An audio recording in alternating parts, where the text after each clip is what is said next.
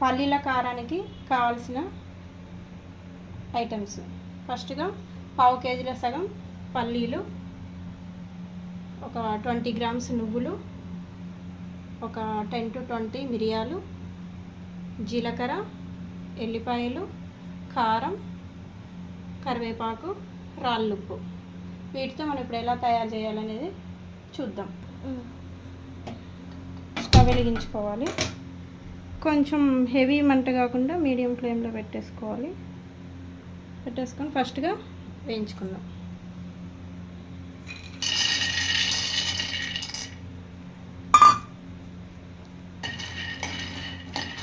మరి హై ఫ్లేమ్లో కాకుండా మీడియం కాకుండా కొంచెం స్టిమ్ కన్నా కొంచెం ఎక్కువ పెట్టుకోవాలి.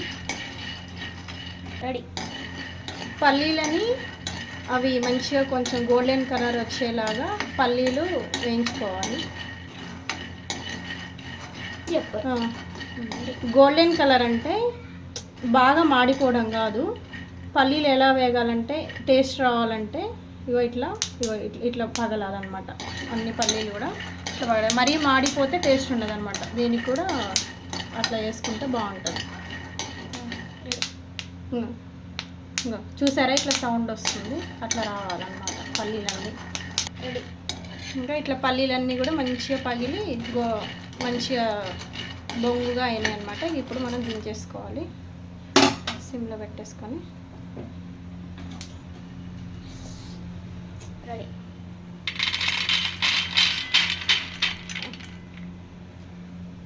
రెడీ. మళ్ళీ మనం నువ్వులు వేయించుకుందాం. జస్ట్ ఇవి కూడా కొంచెం చిటపట్లాడినాక వెంటనే తీసేయాలి.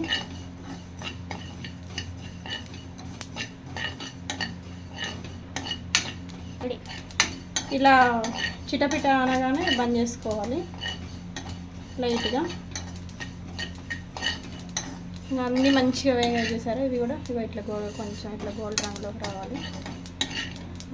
వెయిట్. నెక్స్ట్ ఓకే, ఇవి కూడా మంచిగా వేగినాయి. ఇప్పుడు మనం ఇవి కూడా బంద్ చేసుకుందాం.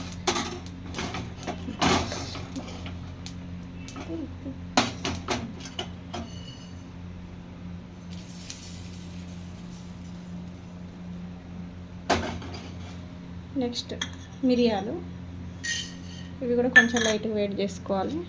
తర్వాత జీలకర్ర కూడా కొంచెం లైట్గా వేయించుకోవాలన్నమాట.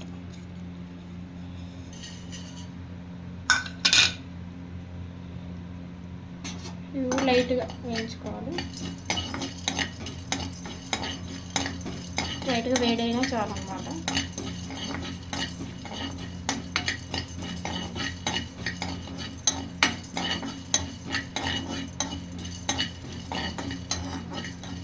వేగినాయి.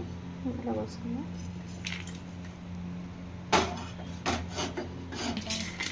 ఇట్లా కొంచెం మంచి విడివిడిగా అనుకొని వీటిని మనం పక్కకు పెట్టుకుందాం. చల్లారనిద్దాం. ఓకే. పల్లీలు, నువ్వులు, మిరియాలు, జీలకర్ర వేయించుకున్నాం కదా. ఇప్పుడు కరివేపాకు కూడా ముందుగానే మంచిగా ఇట్లా విడిగా తీసుకొని కడిగి ఆరబెట్టుకోవాలన్నమాట. తడివి ఉండకూడదు ఇట్లా. ఓకేనా. ఇప్పుడు దీన్ని కూడా మనం డ్రై రోస్ట్ చేసుకోవాలి. వితౌట్ ఆయిల్ యూజ్ చేయకుండా దీన్ని కూడా మనం వేయించుకోవాలి మంచిగా. ఇది కూడా గోల్డెన్ రంగు వచ్చేలాగా వేయించుకోవాలి. అప్పుడు పల్లీల కారం ఎన్ని రోజులున్నా త్వరగా పాడవకుండా ఉంటుంది. టేస్ట్ కూడా బాగుంటుంది అన్నమాట. ఇంకో ఇట్లా మంచిగా ఈ కలర్లో ఇట్లా గలగల అనాలి. చూడండి సౌండ్. ఇంకా ఇట్లా గలగల అనాలన్నమాట. ఇట్లా మంచిగా ఇట్లా వేగిన తర్వాత దీన్ని కూడా మనం చల్లారబెట్టుకుందాం.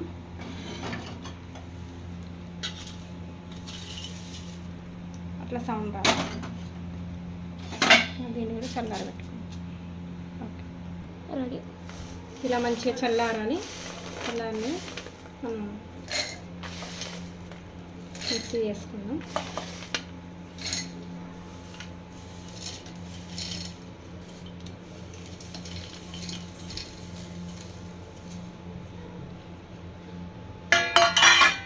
తర్వాత కరివేపాకు కూడా,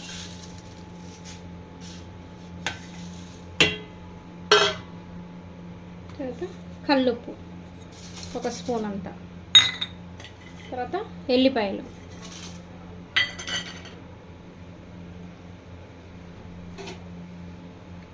కారం,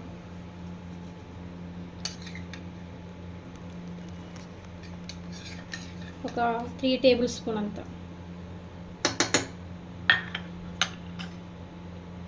ఇవన్నీ ఇలా కలుపుకొని మిక్సీ చేసుకుందాం. మిక్సీ బాగా మెత్తగా చేసుకోకూడదు, కొంచెం బరక ఉండేలా చేసుకోవాలి. మిక్సీ ఇట్లా మనం ఒక 2 టైమ్స్ తిప్పిన తర్వాత ఒకసారి చూసుకుందాం ఎంత మెత్తగా అయిందా అనేది ఒకసారి చూసుకుందాం. మరీ మెత్తగా ఉండకూడదు అనమాట, ఇట్లా బరకగా ఉంటే టేస్ట్ కూడా బాగుంటుంది. కొంచెం లైట్గా ఒకసారి పట్టుకుందాం.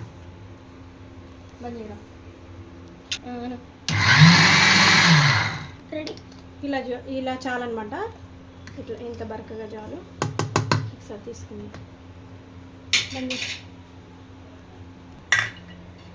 ఇంకా ఇలా రావాలన్నమాట. చూడండి ఎట్లా పొడి పొడిగా వచ్చిందో కారపొడి. ఇలా చూడండి, పల్లీల కారపొడి చూడండి ఎలా వచ్చిందో, వితౌట్ ఆయిల్ అనమాట. వేడి వేడి అన్నంలోకి, ఇడ్లీలోకి చాలా బాగుంటుంది. నెయ్యి వేసుకొని తింటే సూపర్ ఉంటుంది అనమాట. ఒకసారి ట్రై చేసి చూడండి మీరు కూడా.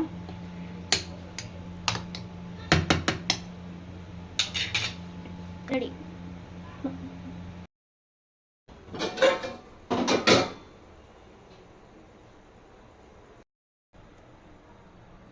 సూపర్.